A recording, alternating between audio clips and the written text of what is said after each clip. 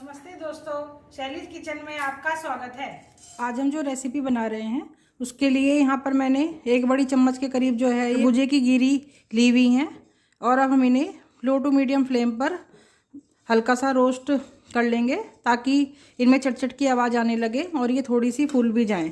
अगर आपके पास खरबूजे की गिरी नहीं है तो आप तरबूज की गिरी भी यहाँ पर यूज कर सकते हैं, वो भी खाने में उतनी ही टेस्टी लगती हैं जितनी कि खरबूजे की गिरी लगती हैं। अब हम इन्हें पहले हल्का सा बिल्कुल लो टू मीडियम फ्लेम पर हल्के सा रोस्ट कर लेते हैं।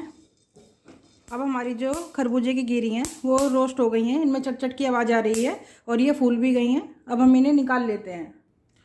अब मैंने वही वाली कढ़ाई रख ली है और इसमें मैंने 3 बड़े चम्मच के करीब कटे हुए काजू, पिस्ता और बादाम ले लिए हैं। इन्हें भी हम बिल्कुल लो टू मीडियम फ्लेम पर हल्का सा रोस्ट कर लेंगे।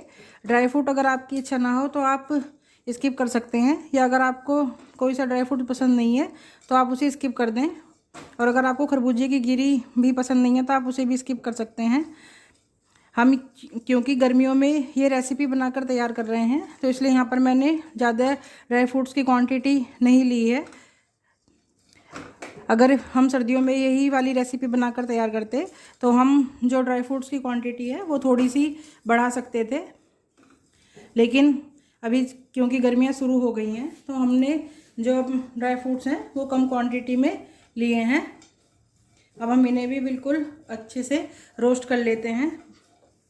बहुत ही अच्छी महक आने लगी है किचन में और ये भी बहुत अच्छे से भुन गए हैं। मैं इन्हें निकाल लेती हूँ एक अलग से बाउल में। अब मैंने यहाँ पर 1 कप घी ले रखा है, लेकिन हम सारा घी इकट्ठा नहीं डालेंगे, थोड़ा सा घी जो है हम रोक लेंगे इस तरह से। अब हमारा घी अच्छे से मेल्ट हो गया है। अब मैंने इसमें आधा कप जो है ये बारीक वाली सूजी डाल दी है। आप चाहें तो आप मोटी वाली सूजी भी यहाँ पर यूज कर सकते हैं, लेकिन मैंने बारीक वाली सूजी ऐड करी है। और अब हम इसे बिल्कुल लो टू मीडियम फ्लेम पर चलाते हुए अच्छे से भून लेंगे।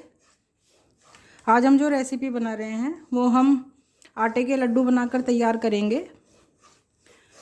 आटा जल्दी भुन जाता है और सूजी को भुनने में हल्का सा टाइम लगता है, इसीलिए हम जो है सूजी पहले भून लेंगे और आटा हम बाद में मिक्स करेंगे। हम ये लड्डू गर्मियों में बना रहे हैं इसीलिए यहाँ पर मैंने गोंद नहीं डाला है, और अगर हम ये लड्डू सर्दियों में बनाएंगे तो हम यहाँ पर गोंद भी यूज कर सकते थे। और अब हम इसे लो टू मीडियम फ्लेम पर सूजी को अच्छे से भुन जाने देते हैं। इसे लगातार चलाते रहेंगे, छोड़ेंगे नहीं, बिल्कुल तले से लेकर चलाएंगे, नहीं तो हमारी जो सूजी है वो नीचे से लग जाएगी और फिर हमारे लड्डुओं का टेस्ट जो है वो बिल्कुल बेकार हो जाएगा। इसलिए हमें इसे बिल्कुल लगातार चलाते हुए ही भूनना है, 1 मिनट के लिए भी छोड़ना नहीं है। अब हम पहले अपनी सूजी को अच्छे से भुन जाने देते हैं। हमारी जो सूजी है उसमें बहुत ही लाइट गोल्डन कलर आ गया है। अब हम इसमें 1 कप आटा जो है गेहूं का ये ऐड कर देंगे और इसको हम एक बार अच्छे से मिक्स कर लेंगे। और हम इसे भी लो टू मीडियम फ्लेम पर आटे को अच्छे से भून लेंगे। अगर आप चाहें तो आप यहाँ सूजी में इस्तेमाल नहीं कर सकते हैं, उसकी जगह आप प्योर आटे से भी बनाकर ये जो लड्डू हैं ये तैयार कर सकते हैं, लेकिन मैंने यहाँ पर सूजी इसलिए ऐड करी है क्योंकि जो हमारे यहाँ आटा आता है वो बहुत ही बारीक पिसा हुआ आता है बाज़ार का, तो इसीलिए यहाँ पर मैंने सूजी थोड़ी सी ऐड कर दी है ताकि हमारे लड्डू जो हैं वो खाने में ज़्यादा टेस्टी लगे। और एक बार अब हम इसको अच्छे से चला लेते हैं। सूजी डालना वैसे बिल्कुल ऑप्शनल है, अगर आपकी इच्छा ना हो तो आप उसे स्किप कर सकते हैं और उसकी जगह आप आटे की क्वांटिटी को बढ़ा सकते हैं। और अब हम इसे बिल्कुल लगातार चलाते हुए इसी तरह भून लेंगे। अब हम इसे बिल्कुल लगातार चलाते हुए इसी तरह भून लेते हैं। हमारे आटे को भूनने में लगभग 5-7 मिनट का जो टाइम है वो ज़रूर लगेगा, इसलिए अभी हम इसे अच्छे से भून लेते हैं। अब हमारे आटे को भूनते हुए लगभग 3-4 मिनट हो गई हैं, लेकिन ये अभी अच्छे से नहीं भुना है। हम आटे को बिल्कुल लो टू मीडियम फ्लेम पर ही भूनेंगे, हाई फ्लेम पर नहीं भूनेंगे। हाई फ्लेम पर इस पर कलर जल्दी आ जाएगा और ये हमारा जो आटा है वैसे कच्चा रह जाएगा, फिर हमारे जो लड्डू हैं वो खाने में टेस्टी नहीं लगेंगे। इसीलिए हमें इसे लो टू मीडियम फ्लेम पर ही भूनना है। अब मैं इसे बिल्कुल लगातार चलाते हुए अच्छे से भून लेती हूँ। अब हमारा जो आटा है वो अच्छे से भुन गया है। ये देखिए इसमें बहुत ही अच्छा सा कलर आ गया है और बहुत ही अच्छी महक आ रही है यहाँ पर किचन में। अब मैंने यहाँ पर 1/4 कप के करीब जो है ये दूध ले लिया है और आधा दूध हम पहले डाल देंगे इसमें। और गैस की फ्लेम को मैंने बिल्कुल लो किया हुआ है, हाई फ्लेम नहीं रखेंगे। और इसको बिल्कुल चलाते हुए अच्छे से एक बार हम मिक्स कर लेंगे तब तक कि हमारा दूध बिल्कुल अच्छे से उड़ नहीं जाता है। इस तरह से लगातार चलाते रहेंगे हम इसे। जब हमारा हमने पहली बार में दूध डाला है वो अच्छे से उड़ जाएगा तब हम जो बाकी का बचा हुआ दूध है वो इसमें ऐड करेंगे। अब हमारा पहली बार का दूध जो है वो अच्छे से एब्जॉर्ब कर लिया है। अब हम जो बाकी का बचा हुआ दूध है वो भी डाल देते हैं। दूध डालने से जो हमारे लड्डू हैं वो बहुत ही सॉफ्ट बनकर तैयार होंगे और ये खाने में भी उतने ही टेस्टी लगेंगे।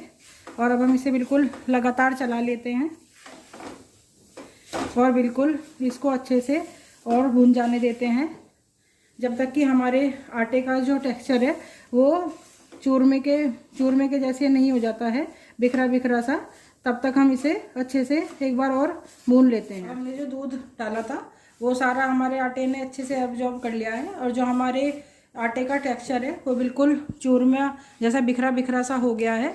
अब हम गैस की फ्लेम को ऑफ कर देते हैं और इसे गैस पर से उतार लेते हैं। अपनी कढ़ाई को नीचे उतार लिया है और जो हमने ये कटे हुए ड्राई फ्रूट्स जो भून कर रखे थे वो डाल लेते हैं और इन्हें भी एक बार आटे में अच्छे से हम मिक्स कर देते हैं। और हम आटे को थोड़ी देर इसी तरह चलाते रहेंगे क्योंकि अभी हमारी कढ़ाई बहुत गर्म है और हमारा आटा और ज़्यादा सिक जाएगा, इसलिए अभी हम इसे थोड़ी देर इसी तरह चलाते रहेंगे ताकि हमारा जो आटा है वो भी ठंडा हो जाए और ये ज़्यादा भुने भी नहीं हमारा आटा। अभी हम इसे बिल्कुल अच्छे से ठंडा हो जाने देते हैं। अब हमारा जो आटा है वो अच्छे से ठंडा हो गया है। 150 ग्राम के करीब जो है ये बूरा ले लिया है। आप चाहें तो यहाँ पर पिसी हुई चीनी भी यूज कर सकते हैं। बूरे की क्वांटिटी आप अपने हिसाब से एडजस्ट कर सकते हैं। अगर आपको और मीठा खाना पसंद है तो आप इसमें थोड़ा सा मीठा और ऐड कर सकते हैं बूरा। और अगर आपको थोड़ा सा हल्का मीठे के लड्डू चाहिए तो आप थोड़ी सी बूरे की क्वांटिटी को कम कर सकते हैं। अब हम एक बार बूरे को अच्छे से जो हमारा आटा है इसमें मिक्स कर लेते हैं। अब हमने बूरे को आटे में अच्छे से मिक्स कर लिया है, लेकिन अब हमारे जो लड्डू हैं वो अच्छे से बंधेंगे नहीं क्योंकि यहाँ पर घी की क्वांटिटी थोड़ी कम है। अब यहाँ पर जो मैंने घी बचा कर रखा हुआ था वो थोड़ा सा घी मैं यहाँ पर ऐड कर दूँगी। सारा इकट्ठा नहीं डालेंगे क्योंकि अगर घी एक बार ज़्यादा हो गया तो हम उसे कम नहीं कर सकते हैं। थोड़ा थोड़ा कर हम घी मिला लेंगे ताकि हमारे जो लड्डू हैं वो आराम से बन जाए और उन्हें हमें बांधने में कोई दिक्कत भी ना हो। अब मैं एक बार अच्छे से घी को मिक्स कर लेती हूँ। अभी भी हमारे जो लड्डू हैं वो अच्छे से नहीं बनेंगे, तो मैंने जो ये पूरा 1 कप घी लिया था ये मैंने इसमें सारा डाल दिया है और एक बार हम इसे अच्छे से मिक्स कर लेते हैं आटे में। अब हमारा जो घी है वो आटे में अच्छे से मिक्स हो गया है। अगर आपको यहाँ पर भी लगे कि हमारा घी थोड़ा सा कम है और हमारे लड्डू अच्छे से नहीं बन पा रहे हैं तो आप थोड़ा सा पिघला हुआ घी यहाँ पर और ऐड कर सकते हैं।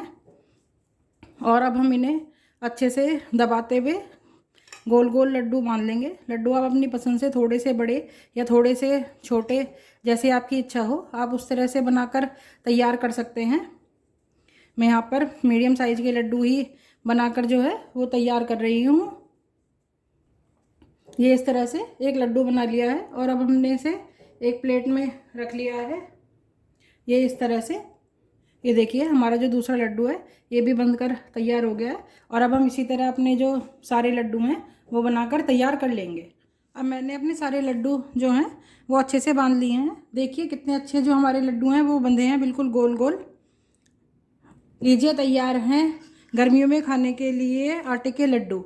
आप मेरी रेसिपी को ज़रूर ट्राई करें और मुझे कमेंट करके बताइए कि आपको मेरी रेसिपी कैसी लगी। अगर आपको मेरी रेसिपी पसंद आई हो तो इस वीडियो को लाइक करें, ज़्यादा से ज़्यादा शेयर करें और मेरे चैनल पर नए हैं तो मेरे चैनल को सब्सक्राइब करना बिल्कुल भी ना भूलें। Thank you.